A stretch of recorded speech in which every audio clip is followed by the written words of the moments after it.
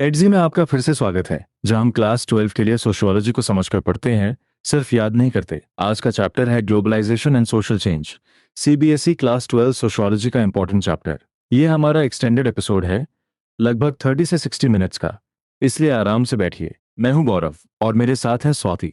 Notebook हो तो अच्छा है, लेकिन आप इसे पैसिव लिसनिंग की तरह भी सुन सकते हैं। पुणे की एक स्टूडेंट अनन्या को हर जगह ग्लोबलाइजेशन शब्द दिखता था, पर मीनिंग क्लियर नहीं थी। आज हम कॉन्सेप्ट्स, क्वेश्चंस, कंफ्यूजन्स और एग्जाम टिप्स के साथ क्लैरिटी बनाएंगे। बिल्कुल। अनन्या की तरह बहुत से स्टूडेंट सोचते हैं कि ग्लोबलाइजेशन बस फॉरेन प्रोडक्ट्स या इंटरनेट का नाम है, लेकिन चैप्टर हमें इससे कहीं ब्रॉडर सोशियोलॉजिकल व्यू देता है। हम देखेंगे कि globalisation economy, politics, culture, communication और एम्प्लॉयमेंट को कैसे बदलता है, और सबसे इम्पोर्टेंट, अलग अलग लोगों पर इसका असर अलग क्यों होता है। चलो पहले लर्निंग मैप बना लेते हैं। शुरुआत होगी इस सवाल से कि ग्लोबल इंटरकनेक्शंस क्या सचमुच नई चीज हैं। फिर डेफिनेशन और सोशियोलॉजिकल इमेजिनेशन आएगी। उसके बाद इकोनॉमिक डायमेंशन में liberalisation, transnational corporations, electronic economy, knowledge economy और फाइनेंस समझेंगे। फिर कम्युनिकेशंस, लेबर, पॉलिटिकल चेंजेस और कल्चर की तरफ जाएंगे। और कल्चर में सिर्फ क्लोथ्स या म्यूजिक नहीं होंगे। हम homogenisation, globalisation, gender, culture of consumption, corporate culture और इंडिजिनस क्राफ्ट्स तक जाएंगे। हर बड़े हिस्से के बाद मैं तुम्हें एक छोटा रिकॉल क्वेश्चन दूंगी। 1 सेकेंड रुककर सोचो, फिर आंसर सुनना। इससे पैसिव सुनना एक्टिव रिवीजन में बदल जाएगा। चैप्टर का ओपनिंग आइडिया बहुत स्ट्रॉन्ग है। 21st सेंचुरी में सोशल चेंज की डिस्कशन ग्लोबलाइजेशन के रेफरेंस के बिना अधूरी है। लेकिन सोशियोलॉजी इसे केवल इकोनॉमिक प्रोसेस की तरह नहीं देखती। सोशियोलॉजी पूछती है कि दूर की पॉलिसीज और ग्लोबल डेवलपमेंट्स किसी व्यक्ति, परिवार, गांव, ऑक्यूपेशन या सिटी की रोजमर्रा की लाइफ को कैसे प्रभावित करते हैं। यही आता है सोशियोलॉजिकल इमेजिनेशन। इसका मतलब है इंडिविजुअल एक्सपीरियंस को ब्रॉडर सोशल स्ट्रक्चर से कनेक्ट करना। मान लो किसी एफ्लुएंट अर्बन कंज्यूमर को इंपोर्टेड फ्रूट से चॉइस बढ़ती दिखती है। उसी पॉलिसी चेंज से फार्मर की लाइवलीहुड क्राइसिस में जा सकती है। दोनों एक्सपीरियंसेस पर्सनल लगते हैं, लेकिन पीछे पब्लिक पॉलिसी और ग्लोबल ट्रेड कनेक्शंस हैं। Exam point. Sociological imagination micro और मैक्रो, पर्सनल और पब्लिक, लोकल और ग्लोबल के बीच कनेक्शन समझने की क्षमता है। इसे डेफिनेशन की तरह लिखते समय केवल इंडिविजुअल और सोसाइटी मत लिख देना। यह भी बताना कि सोशियोलॉजी इन लेवल्स के इंटरकनेक्शन, सोशल कॉन्सिक्वेंस को समझती है। यही आंसर को प्रिसाइज बनाता है। अब तुम्हारा आंसर क्या आ रहा है? अगर नेबरहुड ग्रोसर के पास फॉरेन प्रोडक्ट्स आ जाएं, तो सोशियोलॉजिकल क्वेश्चन क्या होगा? सिर्फ ये नहीं कि दुकान में क्या बिक रहा है। हम पूछेंगे कि import policy, consumer choice, local producers और स्मॉल शॉपकीपर के बीच क्या कनेक्शन बन रहा है। सही दिशा यही है। चैप्टर बताता है कि मार्केट खुलने और इंपोर्ट्स पर रिस्ट्रिक्शंस हटने से अलग अलग देशों के प्रोडक्ट्स नेबरहुड शॉप्स में आने लगे। एक अर्बन एफ्लुएंट कंज्यूमर के लिए ये ग्रेटर चॉइस हो सकती है, लेकिन फार्मर के लिए लाइवलीहुड क्राइसिस। इसलिए ग्लोबलाइजेशन का इफेक्ट यूनिफॉर्म नहीं है, वह सोशल ग्रुप्स के अनुसार अनइवन होता है। यहाँ कॉमन मिस्टेक पकड़ो, ग्लोबलाइजेशन से सबको बेनिफिट हुआ, ऐसा लिखना गलत होगा। चैप्टर बेनिफिट्स और लॉसेस दोनों दिखाता है। बिहार की विमेन सिल्क स्पिनर्स और ट्विस्टर्स चाइनीज तथा कोरियन सिल्क यार्न की कंपटीशन से जॉब्स खो बैठी। गुजरात की विमेन गम कलेक्टर्स चीपर इंपोर्टेड गम के कारण अफेक्टेड हुई। इसी तरह लार्ज फिशिंग वेसल्स के आने से इंडियन फिशिंग वेसल्स के लिए फिश कम हुई और women fish sorters, dryers, vendors तथा नेट मेकर्स की लाइवलीहुड प्रभावित हुई। शहरों में रैग पिकर्स ने इंपोर्टेड वेस्ट पेपर के कारण कुछ एम्प्लॉयमेंट खोया। इन एग्जाम्पल्स को आंसर में जोड़ने से अनइवन इम्पैक्ट क्लियरली एस्टेब्लिश होता है। अब mini recap. Globalisation personal life को पब्लिक पॉलिसी से जोड़ता है। कंज्यूमर्स और प्रोड्यूसर्स पर एक ही चेंज का अलग असर हो सकता है, और सोशियोलॉजी इस कनेक्शन को सोशियोलॉजिकल इमेजिनेशन से पढ़ती है। एक क्विक चेक, क्या ग्लोबलाइजेशन केवल इकोनॉमी है? 1 सेकेंड सोचो। नहीं, इकोनॉमिक फोर्सेस इंपॉर्टेंट है, लेकिन ग्लोबलाइजेशन पॉलिटिकल, कल्चरल और टेक्नोलॉजिकल डायमेंशन से भी बनती है। चैप्टर अलग डायमेंशंस को डिस्कशन के लिए अलग करता है, पर वे वास्तव में इंटरकनेक्टेड है। कम्युनिकेशन टेक्नोलॉजी इकोनॉमिक ट्रांजैक्शंस को तेज करती है, पॉलिसीज मार्केट्स को बदलती है, और मार्केट्स कल्चर तथा एम्प्लॉयमेंट को प्रभावित कर सकते हैं। अब एक इंटरेस्टिंग कंफ्यूजन, क्या ग्लोबल इंटरकनेक्शंस बिल्कुल modern phenomenon?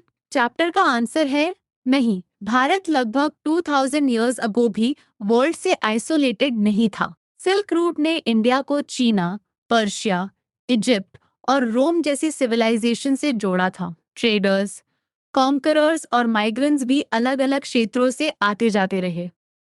Historical examples answer को डेप्थ देते हैं।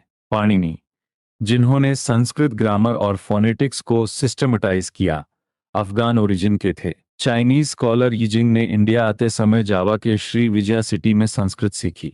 एशिया की लैंग्वेजेस और वोकैबुलरीज में पुराने इंटरेक्शंस के ट्रेसेस मिलते हैं, यानी कल्चरल एक्सचेंज कोई बिल्कुल नई बात नहीं है। और चैप्टर का मेमोरेबल इमेज है कुप्पा मंडूका, यानी वेलफ्रॉग। वह पूरी लाइफ कुएं में बिताता है और बाहर की दुनिया से सस्पिशियस रहता है। यह पैरेबल आइसोलेशनिज्म के खिलाफ वार्निंग देती है। अगर सोसाइटी वेल फ्रॉग जैसी आइसोलेटेड रहती तो साइंटिफिक, कल्चरल और इकोनॉमिक हिस्ट्री बहुत लिमिटेड होती। लेकिन यहाँ एक सटल पॉइंट है। ये कहना कि इंटरेक्शंस पुराने समय से थे, इसका मतलब ये नहीं कि प्रेजेंट ग्लोबलाइजेशन में कोई डिस्टिंक्टिव फीचर नहीं है।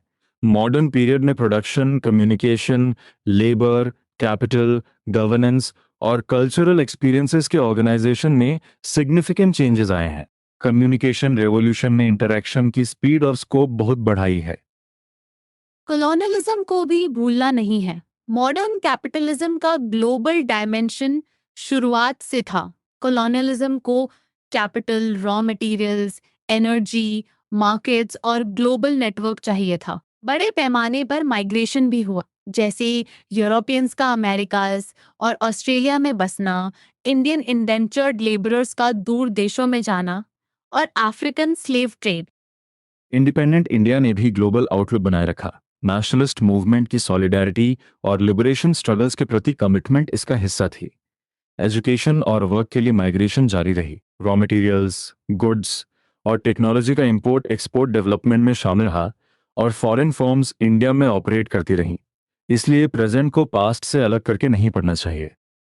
एग्जाम चेक, अगर क्वेश्चन आए are global interconnections new to India, तो आंसर 3 लेयर्स में बनाओ। पहले एंशियंट सिल्क रूट और कल्चरल एक्सचेंजेस, फिर कॉलोनियलिज्म का ग्लोबल कनेक्शन और फिर इंडिपेंडेंट इंडिया का ग्लोबल आउटलुक। अंत में लिखो कि प्रेजेंट ग्लोबलाइजेशन की इंटेंसिटी और ऑर्गेनाइजेशन के कुछ डिस्टिंक्टिव फीचर्स हैं। अब डेफिनेशन पर आते हैं। Globalisation refers to growing interdependence between different people, regions and countries, क्योंकि सोशल और economic relationships world wide stretch हो जाते हैं। डेफिनेशन में ग्रोइंग इंटरडिपेंडेंस और वर्ल्ड वाइड स्ट्रेचिंग दोनों कीवर्ड्स हैं। केवल फॉरेन ट्रेड लिखना इनकम्प्लीट होगा, क्योंकि प्रोसेस सोशल और इकोनॉमिक रिलेशनशिप्स को भी कनेक्ट करता है। और इसका मेन ड्राइवर क्या है? Chapter information and communication technologies को बहुत इंपॉर्टेंट मानता है। इनके डेवलपमेंट ने इंटरेक्शन की स्पीड और स्कोप इंटेंसिफाई की। इकोनॉमिक फोर्सेस इंटीग्रल हैं, लेकिन अकेले ग्लोबलाइजेशन प्रोड्यूस नहीं करती। पॉलिटिकल कॉन्टेक्स्ट भी है, और आगे हम इकोनॉमिक, पॉलिटिकल तथा कल्चरल डायमेंशंस को अलग अलग समझेंगे। एक यूजफुल डिस्टिंक्शन, अलग एकेडमिक डिसिप्लिन्स ग्लोबलाइजेशन के अलग एस्पेक्ट्स पर फोकस कर सकती हैं। इकोनॉमिक्स कैपिटल फ्लोज देख सकती है, पॉलिटिकल साइंस गवर्नमेंट्स का चेंजिंग रोल देख सकती है, और सोशियोलॉजी इंडिविजुअल सोसाइटी तथा लोकल ग्लोबल कनेक्शंस देखती है। प्रोसेस इतना फार रीचिंग है कि डिसिप्लिन्स को कॉजेस और कॉन्सिक्वेंसेस समझने के लिए एक दूसरे से बोरो करना पड़ता है। चलो एक्टिव रिकॉल करें। अगर तुमसे पूछा जाए कि सिंपल ग्लोबल इंटरकनेक्शन और ग्लोबलाइजेशन में फर्क क्या है, तो क्या बोलोगे? केवल ये कहना कि देशों के बीच संबंध है पर्याप्त नहीं। मॉडर्न ग्लोबलाइजेशन में production, communication, labour, capital, technology, governance और कल्चर के ऑर्गेनाइजेशन में इंटेंसिटी और कॉम्प्लेक्सिटी बढ़ती है। एग्जैक्टली अब तक हम फर्स्ट मेजर आइडिया कवर कर चुके हैं।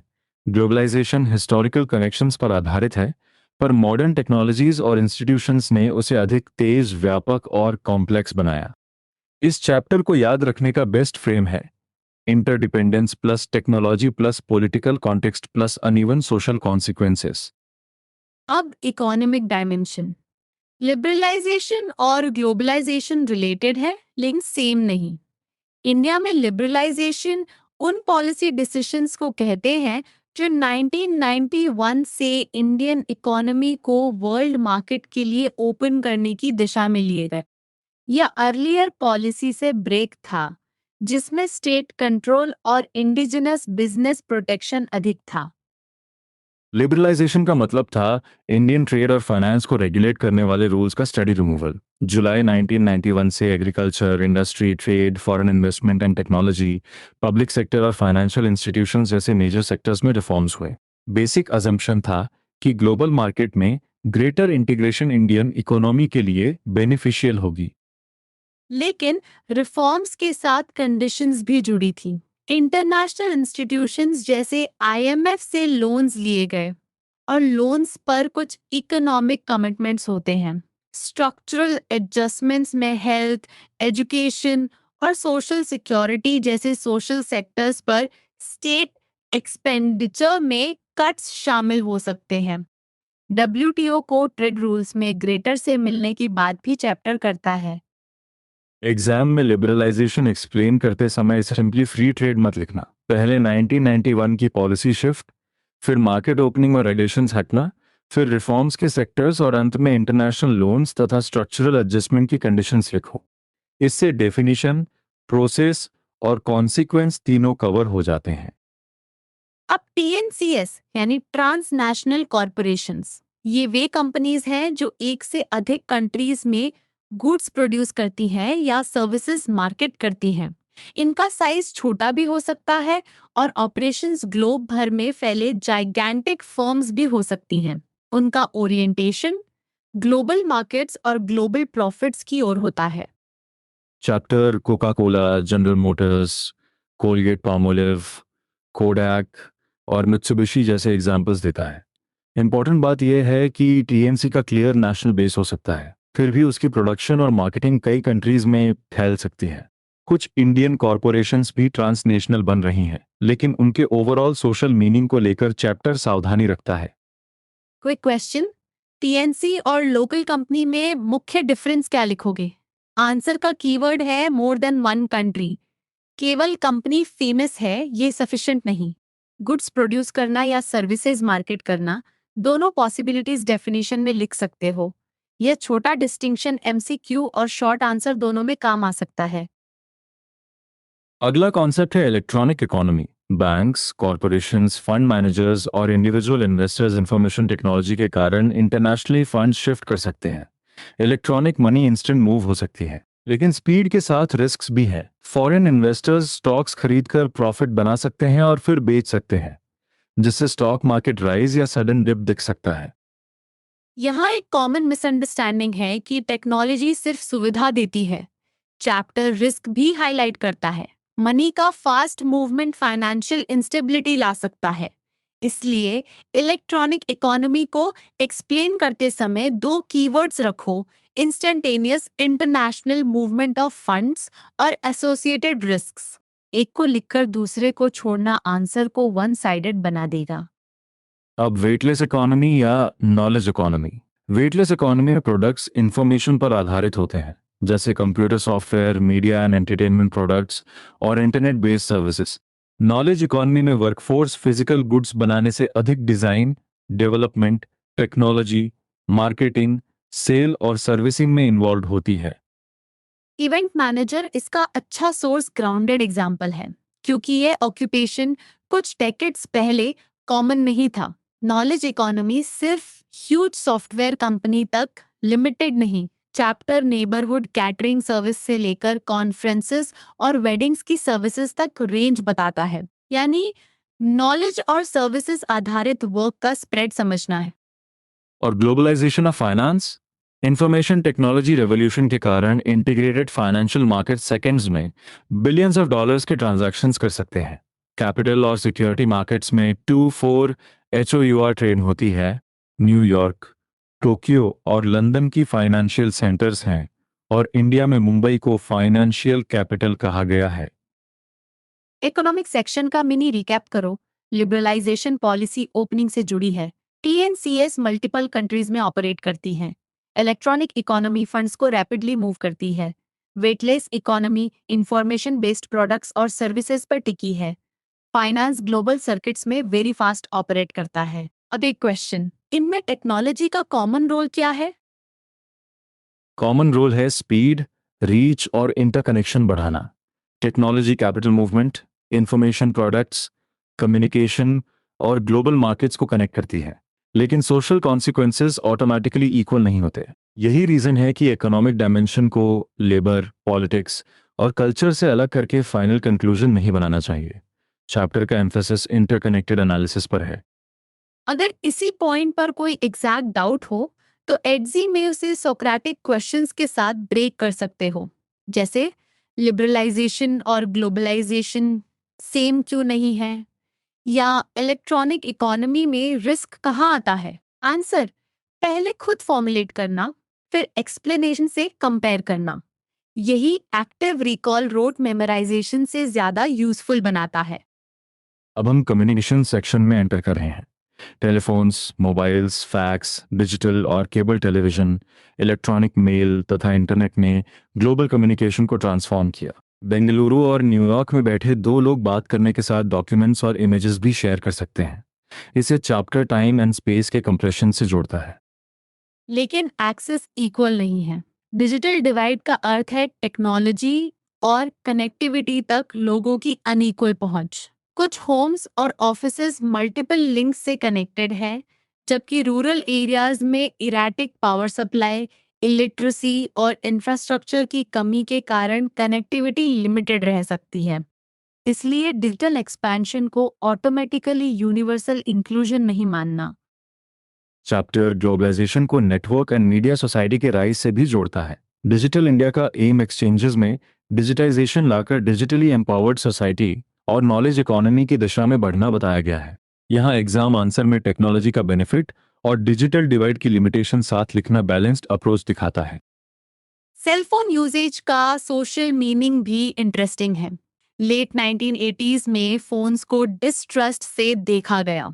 1998 में लग्जरी आइटम माना गया और 2006 तक India fourth largest user countries में था। यूथ के लिए फोन स्टेटस सिंबल हो सकता है, लेकिन कनेक्टेड रहने, फैमिली कम्युनिकेशन और सेफ्टी कंसर्न्स भी रीजंस हो सकते हैं। यानी सोशियोलॉजिकल एनालिसिस सिंगल रीजन नहीं चुनता। Marketing, media campaigns, social connection और पेरेंट्स की एंजाइटी, सभी पॉसिबल फैक्टर्स को एग्जामिन किया जा सकता है। COVID 19 पीरियड में 2020-21 के दौरान लाख्स ऑफ चिल्ड्रन ने फोन से ऑनलाइन क्लासेस अटेंड की। इस चेंज को एक्सेस, एजुकेशन और सोशल लाइफ के बदलते संबंध के रूप में देखना चाहिए। एक सेकंड पॉज करके आंसर दो। टेलीफोन एक्सपेंशन का इंडियन सोशियो कल्चरल फंक्शन क्या था? सिर्फ कमर्शियल सर्विस नहीं, PCOS और टेलीफोन्स फैमिली मेंबर से कांटेक्ट बनाए रखने में हेल्पफुल थे। मैरिजेस, विजिट्स और फ्यूनरल्स जैसे ओकेजन्स पर फैमिली टाइज मेंटेन करना इंडियन सोशल लाइफ में इम्पॉर्टेंट है। बिल्कुल। चैप्टर के फिगर्स भी एक्सपांशन दिखाते हैं। 1947 में 84,000 टेलीफोन लाइंस थीं। 1980 तक 2.5 मिलियन टेलीफोन्स और 12,000 पब्लिक फोन्स। 1999 तक ओवर 25 मिलियन टेलीफोन लाइंस और 2000 तक अराउंड 6,50,000 PCOS। नंबर्स को ब्लाइंडली लिस्ट करने के बजाय एक्सपेंशन और सोशल फंक्शन का मीनिंग एक्सप्लेन करना। कम्युनिकेशंस का रिकैप।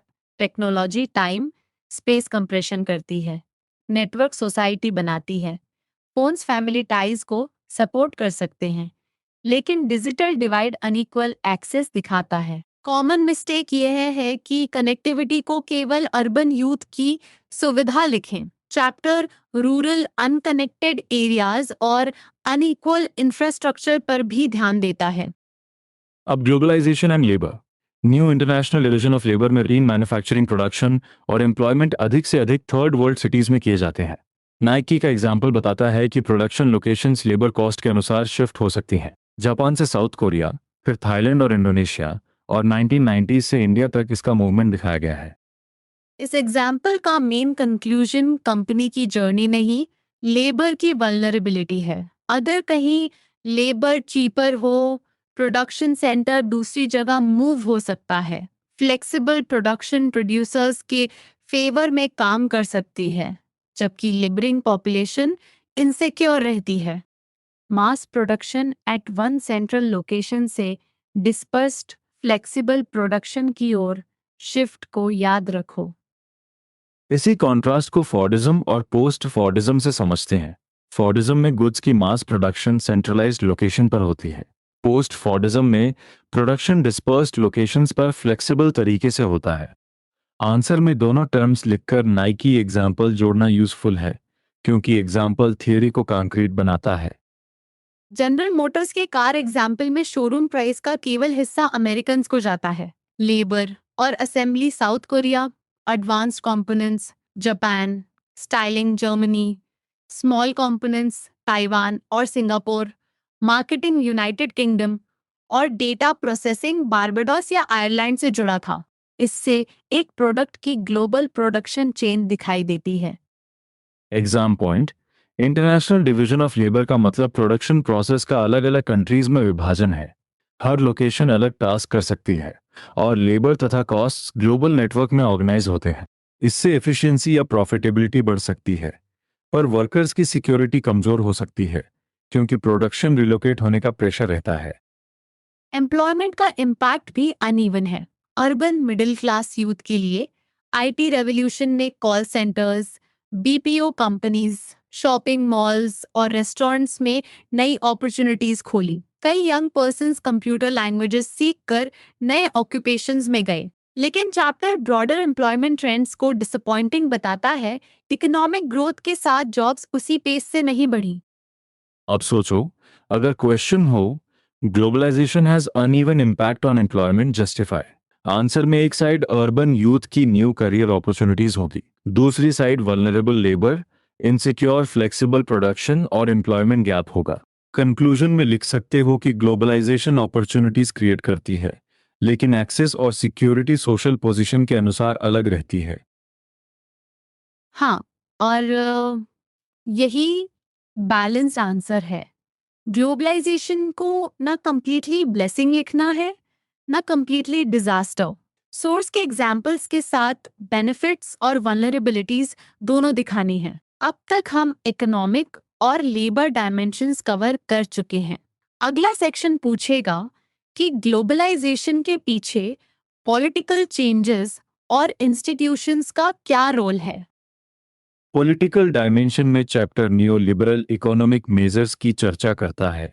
एर्स्टवाइल सोशलिस्ट वर्ल्ड के कोलैप्स ने ग्लोबलाइजेशन को हिसन किया और उसे एक स्पेसिफिक इकोनॉमिक पॉलिटिकल अप्रोच दी। फ्री एंटरप्राइज और मार्केट फोर्सेस को एफिशिएंट तथा फेयर मानने वाली विजन स्टेट रेगुलेशन और स्टेट सब्सिडीज की आलोचना करती है।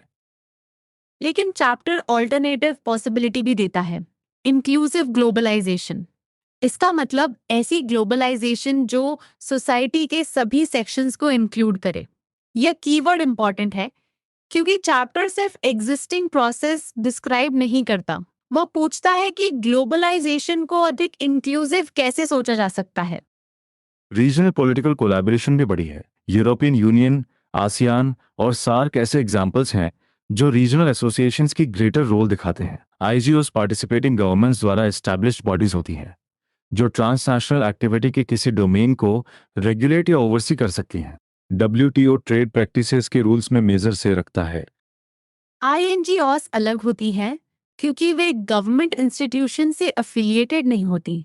वे इंडिपेंडेंट ऑर्गेनाइजेशंस होती हैं जो इंटरनेशनल इश्यूज एड्रेस करती हैं और पॉलिसी डिसीजंस बनाती हैं।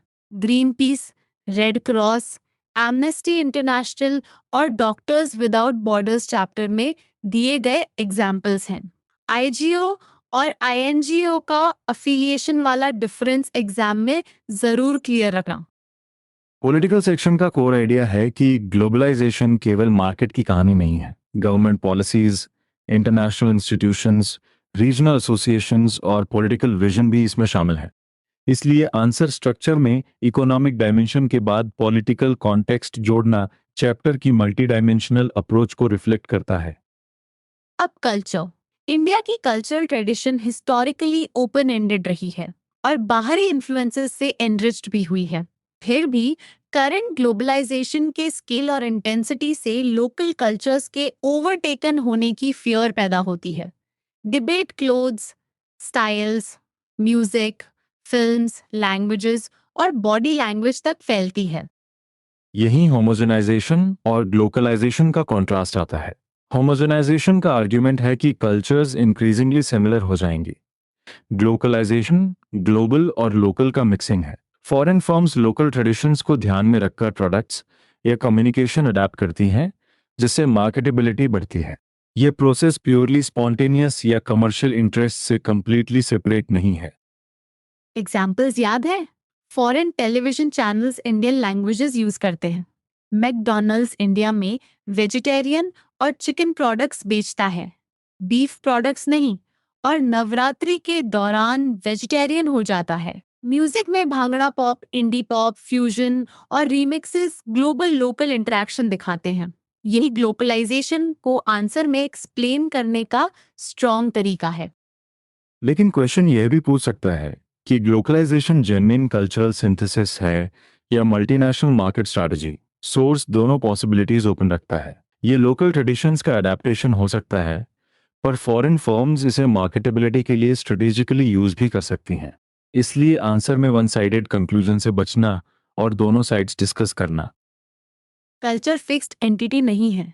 चैप्टर कहता है कि ग्लोबलाइजेशन से केवल पुरानी ग्लोबल ट्रेडिशंस का कोलैप्स या अनचेंज्ड सर्वाइवल ही नहीं होगा, नई लोकल और ग्लोबल ट्रेडिशंस भी बन सकती हैं। जेंडर के मामले में कल्चरल आइडेंटिटी के नाम पर विमेन के खिलाफ डिस्क्रिमिनेटरी प्रैक्टिसेस डिफेंड नहीं की जानी चाहिए। कल्चर को इंक्लूसिव और डेमोक्रेटिक तरीके से डिफाइन करना जरूरी है। कल्चर ऑफ कंजम्पशन में shopping, food, fashion, music, tourism और एंटरटेनमेंट के पैटर्न्स इंपॉर्टेंट हैं।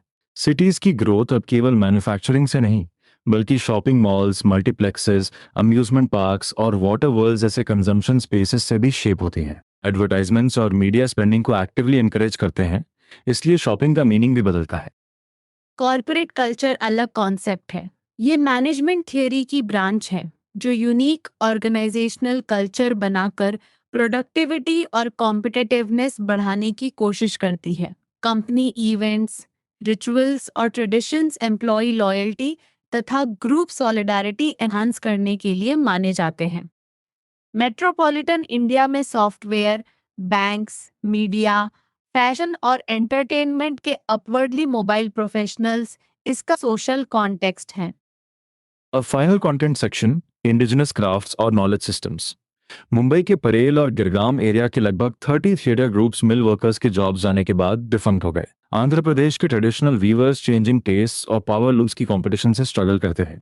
ग्लोबलाइजेशन से पहले के डेवलपमेंट ने भी ट्रेडिशंस को प्रभावित किया था, लेकिन स्केल और इंटेंसिटी अब इनॉर्मस है।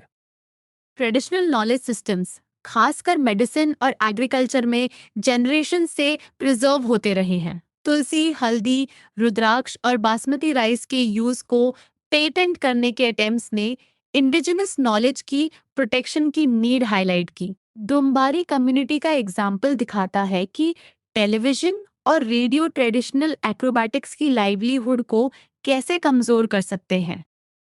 अब हम फाइनल सेक्शन में एंटर कर रहे हैं। पूरे चैप्टर का आंसर फ्रेम बनाओ। डेफिनेशन और historical background, sociological imagination, economic dimension, global communications, labour, politics और कल्चर। हर सेक्शन में सिर्फ मीनिंग नहीं, सोशल कॉन्सिक्वेंसेस भी लिखने हैं। खासकर ये लाइन याद रखो कि ग्लोबलाइजेशन सबको अफेक्ट करती है, लेकिन सबको सेम तरीके से अफेक्ट नहीं करती। चलो 5 क्वेश्चन चैलेंज। पहला, लिबरलाइजेशन और ग्लोबलाइजेशन में डिफरेंस। दूसरा, ग्लोबलाइजेशन के डिस्टिंक्टिव फीचर्स। तीसरा, डिजिटल डिवाइड क्या है। चौथा, लेबर पर अनइवन इम्पैक्ट। पांचवा, ग्लोबलाइजेशन क्या है और क्या यह मार्केट स्ट्रेटेजी भी हो सकती है। पहले नोटबुक में शॉर्ट आंसर्स लिखो, फिर अपनी रीजनिंग चेक करो। लाइकली लॉन्ग आंसर पैटर्न में क्वेश्चन आ सकता है। Globalisation has economic, political and cultural dimensions, discuss. शुरुआत डेफिनेशन से करो। इकोनॉमिक में 1991 लिबरलाइजेशन, टीएनसीएस, इलेक्ट्रॉनिक और नॉलेज इकोनॉमी। पॉलिटिकल में neo liberal vision, inclusive globalisation और ऑर्गेनाइजेशंस। कल्चर में होमोजेनाइजेशन, ग्लोबलाइजेशन, कंजम्पशन और इंडिजिनस ट्रेडिशंस। अंत में अनइवन कॉन्सिक्वेंसेस लिखो। कॉमन मिस्टेक्स फिर से देखो।